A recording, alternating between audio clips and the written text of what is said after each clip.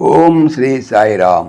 శ్రీమద్ భగవద్గీత 13వ అధ్యాయంలోని 27వ శ్లోకం గురించి ఈరోజు తెలుసుకోబోతున్నాం. సాయిరామ్. భగవానుడు గత శ్లోకంలో ఇలా అన్నారు. మరికొందరైతే ఈ ప్రకారముగా అనగా ధ్యాన సాంఖ్య కర్మ యోగం వలన తెలుసుకునేదాలని వారై ఇతరుల వలన విని అనగా ఆ పరమాత్మ గురించి విని ఉపాసించుతున్నారు.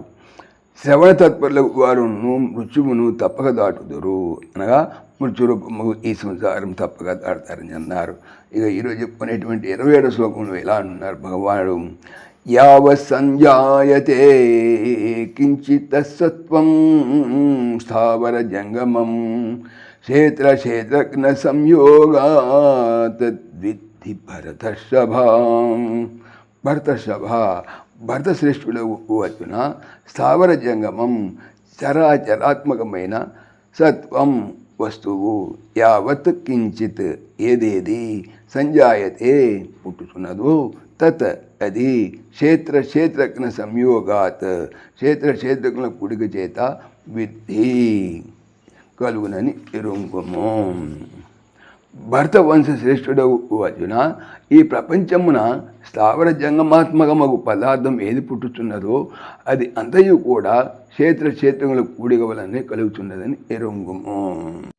ప్రపంచమున ఏ వస్తువు కూడా ఏ వ్యక్తి కూడా క్షేత్రములకు పరమాత్మక సంయోగం లేనిదే ఉద్భవించదని తెలుపబట్టి వలన చరాచరములకు సమస్త ప్రాణికోట్లైనను భగవాని అస్తిత్వము కలదని నిశ్చయించి సర్వభూతదయ కలిగి వర్తించవలెను.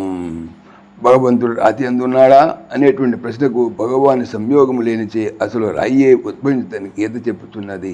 స్థావరమగు రాతి విషయమై ఇట్కుండా ఇక జంగమగు మనిషి అది ప్రాణికోటి విషయమై వేరుగా చెప్పవలెనా?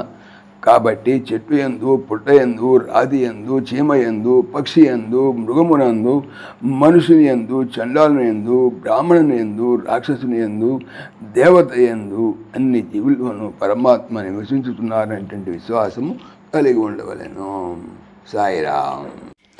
ఓం దేవకీ నందనాయ విద్మహే వాసుదేవాయ ధీమహి తన్న కృష్ణ ప్రచోదయాత్. ఓం సర్వం శ్రీకృష్ణార్పణమస్తు. జై శ్రీకృష్ణ. జై జై శ్రీకృష్ణ. ఆత్మీయులకు మనవి, ఈ ఛానల్తో పాటుగా అనంత మహిమల శ్రీ సత్యసాయి అనే ఛానల్ మరియు భక్తి పరిమళ టీకా భాగవతం అనే భాగవత ఛానల్ను స్వామి నా చేత చేయించుతున్నారని మనవి చేస్తున్నాను.